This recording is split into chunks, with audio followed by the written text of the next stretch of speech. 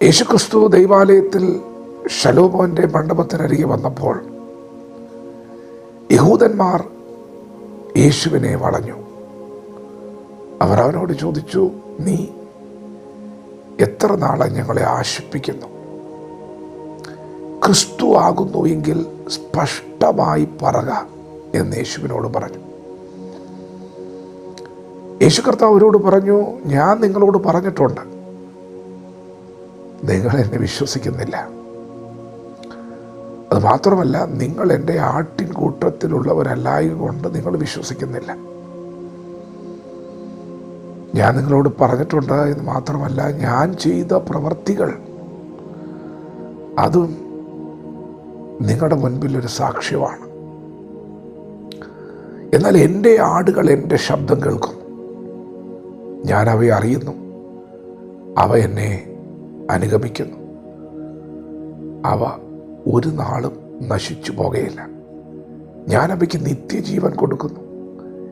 എൻ്റെ കയ്യിൽ നിന്ന് അവയെ പിടിച്ചു പറിക്കാൻ ആർക്ക് സാധ്യമല്ല. അവയെ എനിക്ക് തന്നത് പിതാവാം ദൈവമാണ്. പിതാവിൻ്റെ കയ്യിൽ നിന്നും പിടിച്ചു പറിക്കാൻ സാധ്യമല്ല. എൻ്റെ അടുക്കൽ വരുന്നവനെ, എന്നിൽ വിശ്വസിക്കുന്നവനെ ഞാൻ ഒരു നാളും തള്ളിക്കളയില്ല. പ്രിയപ്പെട്ടവരെ, വിശ്വസിക്കുന്നവരോട് യേശു പറയുന്നൊരു ദൂതാണ്, നിങ്ങൾ എന്നെ അനുഗമിക്കും, നിങ്ങൾ എൻ്റെ ശബ്ദം കേൾക്കും, ഞാൻ വിശ്വസിക്കുന്ന നിങ്ങൾക്ക് നിത്യജീവൻ തരും, നിങ്ങൾ ഒരു നാളും നശിച്ചു പോകില്ല.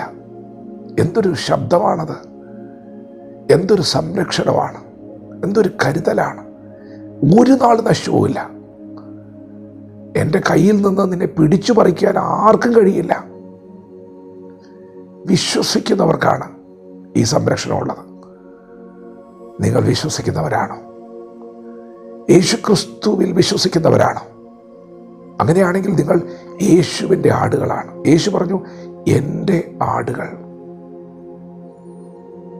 എന്നാൽ പ്രിയപ്പെട്ടവരെ, വിശ്വസിക്കാൻ കഴിയാതെ സംശയിച്ച് നിൽക്കുന്നവരെ കുറിച്ച് യേശു പറയുക, നിങ്ങൾ എൻ്റെ ആട്ടിൻ കൂട്ടത്തിലുള്ളവരല്ല.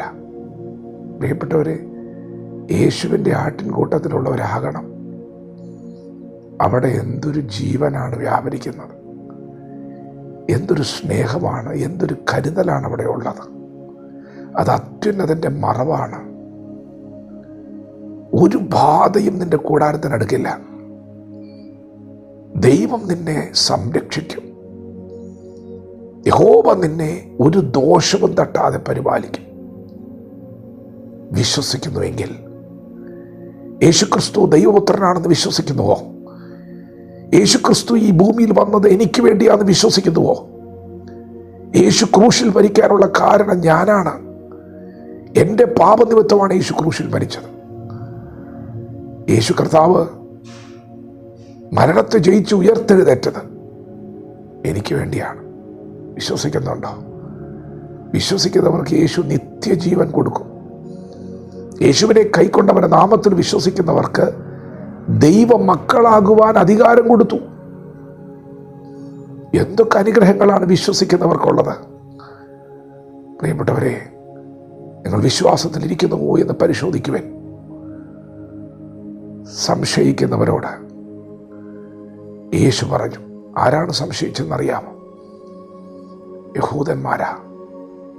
ഒത്തിരി പ്രാർത്ഥിച്ചവരാ, ഒത്തിരി വചനം അറിയാവുന്നവരാ, ഒത്തിരി ഉപവസിച്ചവരാ. പക്ഷെ വിശ്വസിക്കാൻ പറ്റാതെ വന്നപ്പോൾ, സംശയം കയറിയപ്പോൾ യേശുവിൻ്റെ ആട്ടിൻകൂട്ടത്തിൻ്റെ ബൗണ്ടറിയിൽ നിന്ന് പുറത്തുപോയി.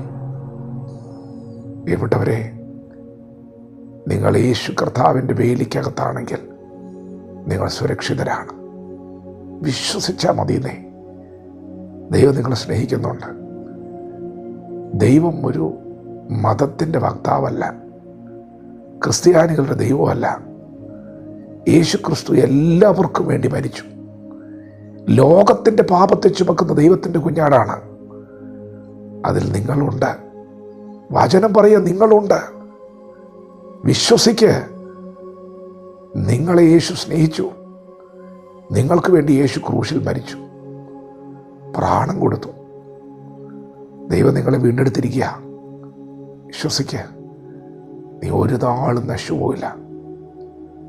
യേശുവിൻ്റെ കയ്യിൽ നിന്നെ പിടിച്ചു പറിക്കാൻ ആർക്കും കഴിയില്ല. വിശ്വസിക്കുക, നീ യേശുവിൻ്റെയാ. പറ, യേശു എൻ്റെയാന്ന് പറ. നീ വിശ്വസിക്കുക. യേശു പറയുന്നത് വിശ്വസിച്ചാൽ മാത്രം മതി. അത് രക്ഷയുടെ വചനമാണ്. നീതീകരിക്കുന്ന, ശുദ്ധീകരിക്കുന്ന, തേജസ്കരിക്കുന്ന വചനമാണ്. യേശുക്രിസ്തുവിൻ്റെ വചനങ്ങളെ വിശ്വസിക്കാം. യേശുവിൻ്റെ ശബ്ദം കേൾക്കാം. യേശുവിനെ അനുഗമിക്കാം. ദൈവം നമ്മെ ഓരോരുത്തരും ഈ പകൽ അനുഗ്രഹിക്കുമാറാകട്ടെ. ആമേൻ.